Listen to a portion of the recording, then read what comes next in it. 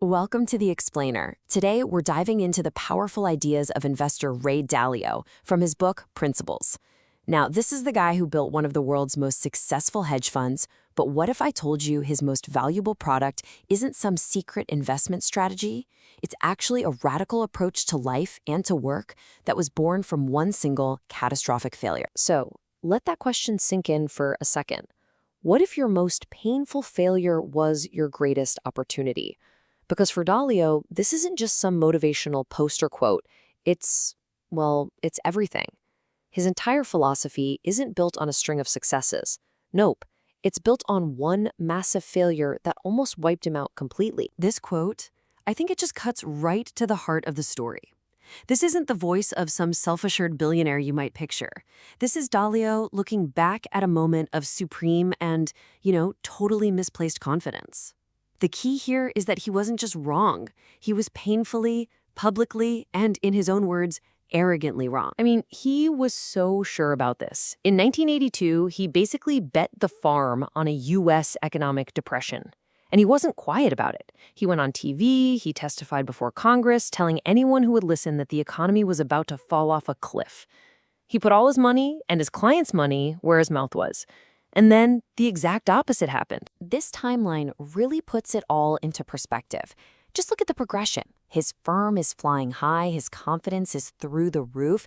He goes on TV in August '82 declaring with absolute certainty what's about to happen, and then the market starts one of the biggest bull runs in history. He's completely wrong. The result? He loses so much money he has to fire every single one of his employees. Imagine having to make those calls. He was so broke he had to borrow $4,000 from his dad just to support his family. This was, for him, rock bottom, the abyss. But here's the twist. For Dalio, this wasn't the end of his story. It was the real beginning. That's when it hit him. His arrogance, his absolute certainty that he was right, that was his biggest weakness. He was blind to the possibility of being wrong, and that blindness nearly destroyed him. The pain was just excruciating, but it forced him to find a completely new way forward. And this is what he came up with, this almost elegant, universal formula. Pain plus reflection equals progress. Most of us, we try to avoid pain, right? Dalio says no. Do the opposite. Run towards it. Embrace it. Pain is just a signal that something is wrong.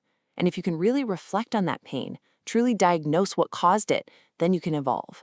This simple equation became his engine for growth. So as he started to solve these painful puzzles, he began to collect what he calls principles. I love this analogy. He sees life as a series of difficult puzzles you have to solve.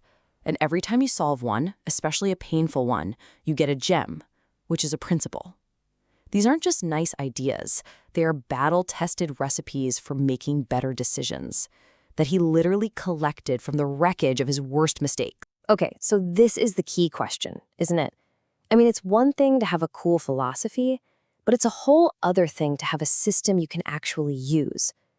Dalio knew this, so he developed a really clear, repeatable process for turning all this into reality. And this is it, the 5-step process. Now, on the surface, this looks like just basic common sense, right? Set goals, find problems, yeah. But the real power isn't in any single step. It's in treating this as a relentless, continuous loop. You don't just do it once. You set a goal, you hit a problem, you diagnose it down to its root cause, design a fix, and then you push through. And as soon as you're done, you start right over again with a new, even higher goal. It becomes this perpetual motion machine for improvement. But hang on. If it's that simple, why doesn't everyone just do it? Why do so many of us get stuck? Well, according to Dalio, it's because we get in our own way. Our own minds actually sabotage our ability to use this process. And there are 2 huge psychological barriers that are almost always to blame. And here they are. It comes down to 2 things, ego and blind spots. First, you've got the ego barrier. That's our deep-seated need to be right, to look good in front of other people. It makes it incredibly painful to admit we have weaknesses or that we made a mistake. Then you've got the blind spot barrier. These are our hidden biases that prevent us from seeing reality clearly in the first place. We're essentially wired to protect ourselves, even if it means failing to get what we really want. So Dalio had this major realization. He understood that overcoming his own ego and his own blind spots was basically impossible to do alone. He was too close to the problem. He needed a system that was stronger than his own psychological flaws. So he took these personal principles and he decided to build an entire company around them. And what he built, he calls it an idea meritocracy. The goal of this system is not for the boss to be right. It's not for people to feel comfortable. The one and only goal is to find the best ideas and get to the absolute truth, no matter how uncomfortable that process might be. So here's how that actually looks in practice.